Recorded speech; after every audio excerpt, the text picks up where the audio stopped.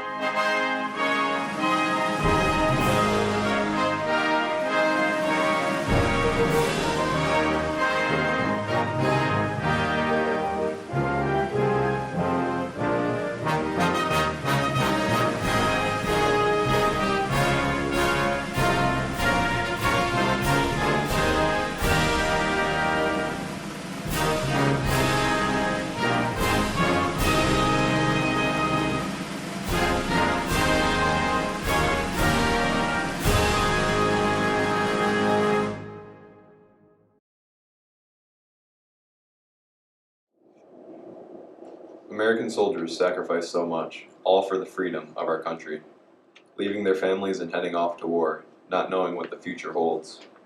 Working day and night, determined to stay strong, watching friends be killed every day, letters from home inspiring them to keep fighting. So little is given to them, although there is little to do. For those who have died more, we can still remember. Remember all the men who have died. Remember all the battles fought. Remember all the tears families cried, and remembered it was freedom the soldiers brought. To this very day, they are underappreciated. Veterans Day is the day for the dead, living, and fighting soldiers to be remembered.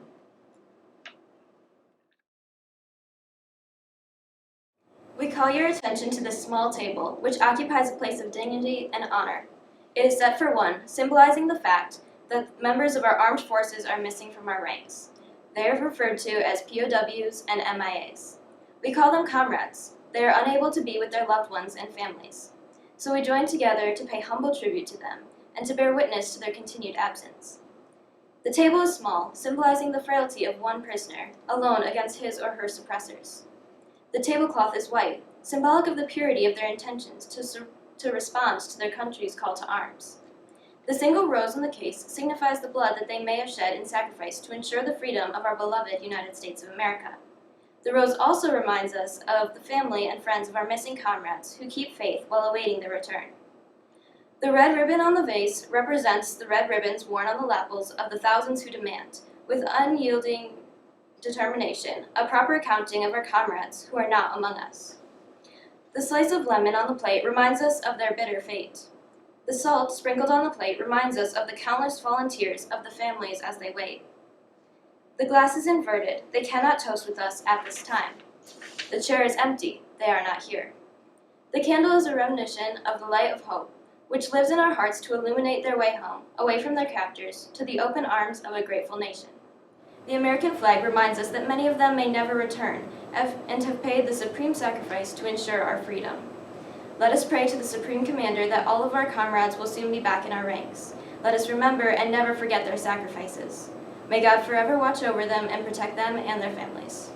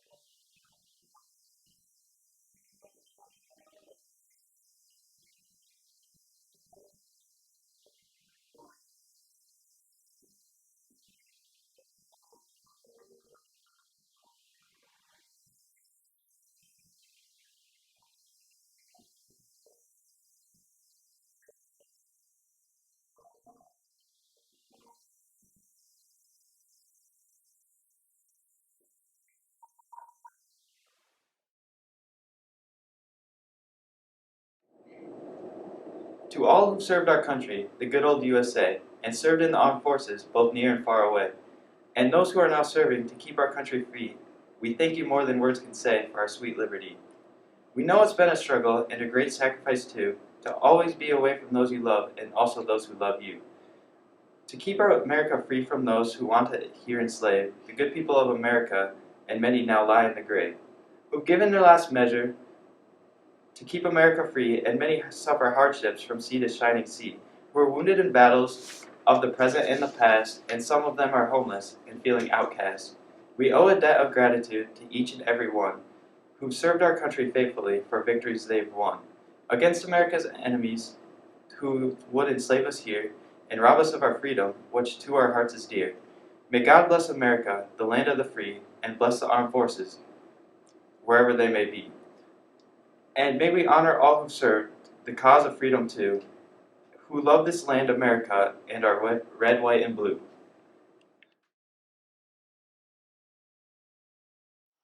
Good morning. My name is Craig Kenyon. I'm the chairman of the Memorial Day Parade for the Lions Club that we put on every year, and also a co-chair with the Memorial Day Committee, where we pick an honored vet every year to be honored at our Memorial Day Parade in 2022. This year we've made that choice, and we'd like to announce it to you, the school, and to the entire community, our choice. Representing the Middleville Memorial Day Committee, we're honored to introduce your 2022 Honored Veteran of the Year.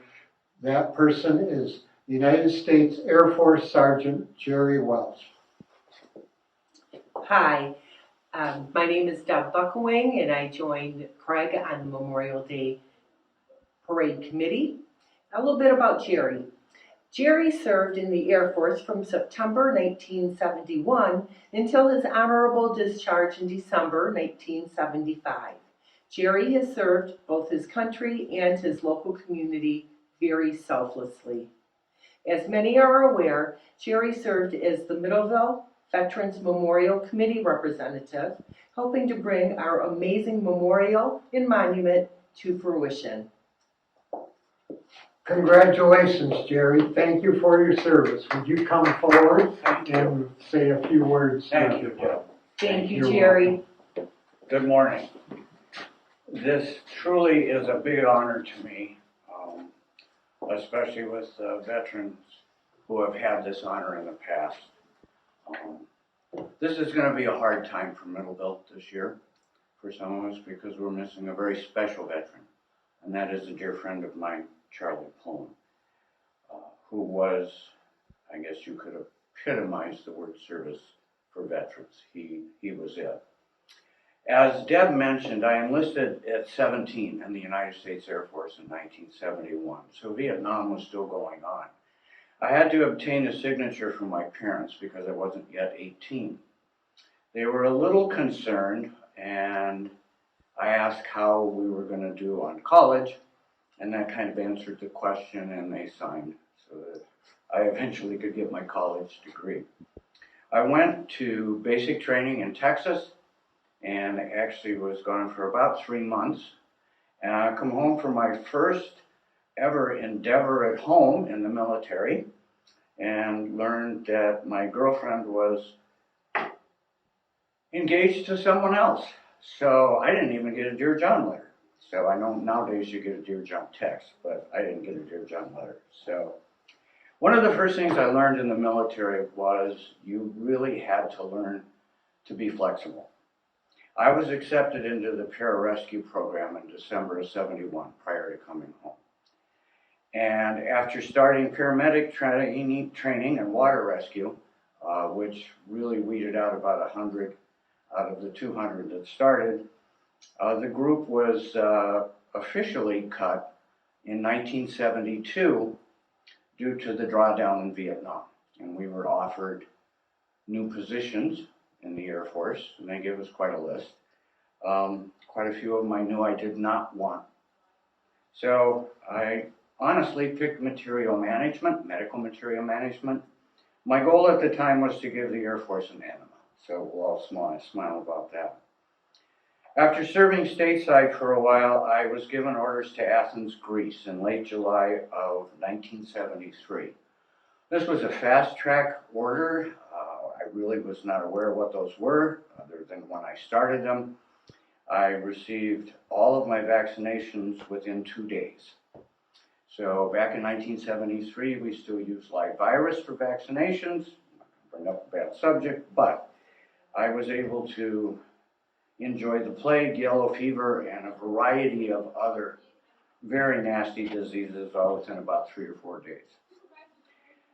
I had very little knowledge of politics as being 17 or 18.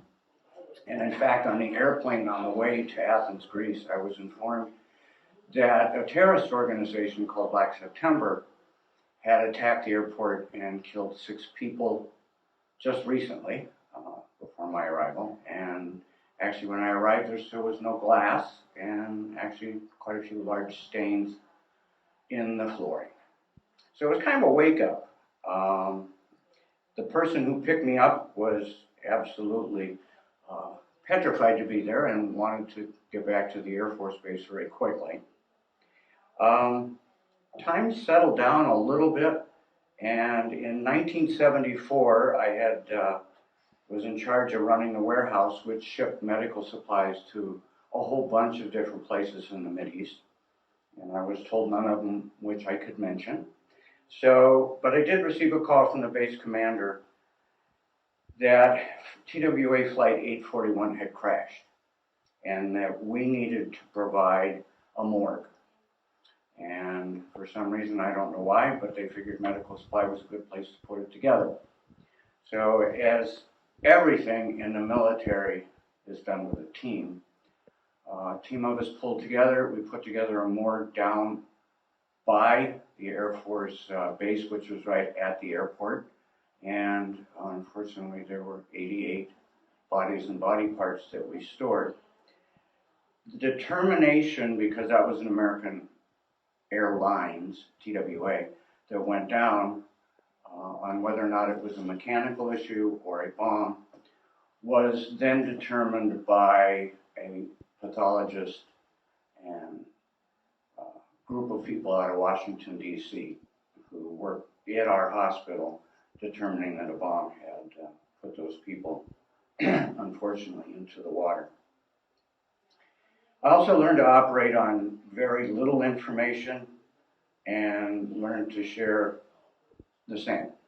I had a secret clearance, which at the time was not as common as it is today. Today, primarily due to the size of the military, a lot of people have secret clearances, and that's what makes it tough for many people to get into the service. The military calls it compartmentalization, and the good old saying is need to know. So a couple of incidences I had very little prior knowledge on, and that was an emergency trip to Lebanon to evacuate the civilians and dependents from the American embassy. Also, we had to do the same on a very short notice out of the Iraqi Air Station as the Air Force Base there was attacked by a group of terrorists. I had no idea really what terrorism was at the time. I was called upon periodically to take a special Chevy Suburban, down to the flight line and pick somebody up and take them to the embassy. All I could tell you was they would get off the plane, they had a suit on, they had sunglasses, and they sat behind glass that I could not see through. So again, need to know. The government changed 4 times while I was there. They instituted a martial law Shortly after I arrived, you could not be out past 11 o'clock. If you were, you would be shot. And in fact, from where I live downtown, near downtown Athens, I could hear the gunfire. It made me appreciate America, although I know we sometimes get a little upset about how things are going in Washington, D.C. We don't go to bed at night in 2 years and wake up 4 times with a different government the next day. There also was a very large anti-American sentiment, so I gained the quick knowledge of how to keep my rearview mirror active when passing people on the streets. Of course, they did not come after military people. We really weren't that big in the picture, but there were incidences of rocks and Molotov cocktails. We had to check our cars every day for bombs. I was discharged and did do what I wanted to do. I went back, I obtained my bachelor's degree in 3 years and started working in hospital medical material. I moved to Middleville and started working at HPS, which is a group purchasing organization, so that will give something all of you to do, and Google it. I retired from there in 2011. And I have to say I retired with a purpose. We were drawing down from Iraq, and we had a lot of wounded warriors coming home, either wounded physically or wounded mentally. I went to work for a company that assisted these people in transitioning into the civilian world. As the drawdown quit and the Wounded Warrior Battalion started to shrink, I moved over to doing transition workshops for the military in general. So I worked for the Department of Defense. I would have to say that probably was my greatest service. I traveled around the country in some pretty unusual situations, i.e. Minot Air Force Base in the middle of the winter at 50 below zero. But that was my greatest enjoyment, was working with those service people who were getting ready to get out of the military and providing them with some sort of information and knowledge on how to secure a job in the open market. I then became involved, as Deb mentioned, in 2011 with the Middleville Area Veterans Memorial. That was a great team effort. Actually, I recently was talking with a group that are putting a sign by the memorial, and the young man who works in public relations said, well, I can tell this was a community effort, and it truly was. Middleville is a wonderful community. It treats its veterans very well, and I am very proud to call Middleville my home, and I'm very proud to be the Veteran of the Year. So thank you.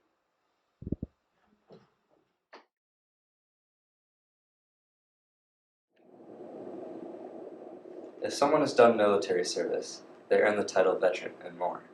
They earn our deep respect and admiration. That they are special, no one can ignore. They sacrifice the comforts we enjoy. The list is long of all the things they gave. Our veterans are extraordinary people. They're loyal, dedicated, true, and brave. When terror and invasion are the real threats, they showed us they could handle any storm. We owe our freedoms and our very lives to our veterans who served in uniform. Our veterans should be celebrities. They're exceptional. No other groups compare. We're grateful for many things they've done. They're always in our hearts and in our prayers. We owe our veterans support and friendship. Let no one ever question what they're worth. These men and women served us and our country, our veterans, the very best on earth.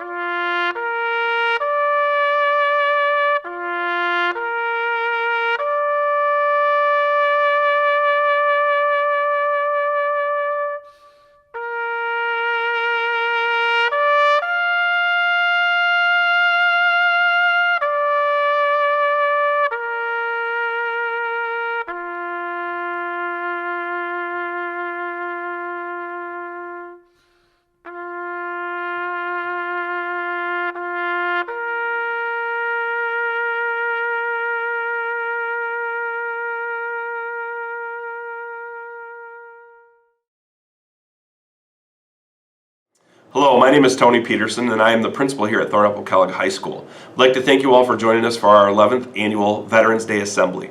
We're very sad that we were not able to hold this event in person this year, but we hope that this video has conveyed the love and the support that we hold for our veterans.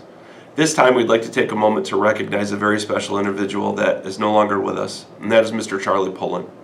Charlie was an integral part of our Veterans Day program each year. He was dedicated to serving his community and his fellow veterans. He established a legacy to be revered for generations to come, and I hope that each of us can carry forth Charlie's mission to ensure that we never forget our veterans or the sacrifices they have made to ensure our freedoms. Thank you, Charlie, for your service not only to our veterans, but to our community and for all the lives that you have touched. Thank you all for joining us today. A sincere thank you to all of our veterans for serving this great country and protecting our freedoms. We appreciate you and we love you. We leave you today with a performance by the TKHS band called Lest We Forget. Veterans Day 2021 marks the 100-year anniversary of the Tomb of the Unknown Soldier. On November 11, 1921, 4 unidentified U.S. military personnel were moved from a military burial site in France, given a state funeral in Washington, D.C., and interred at what is now known as the Tomb of the Unknown Soldier in Arlington National Cemetery. The pictures you are seeing are of the final walk of former TK student and band member Sergeant Stuart Aspinall, as he made his final walk as a guard at the Tomb of the Unknown Soldier on March 27, 2020. Today, the band performs Lest We Forget by James Swearingen, who writes, "Let us be forever mindful that while our great nation looks to the future, we should never forget the sacrifices and contributions of our heroes of the past."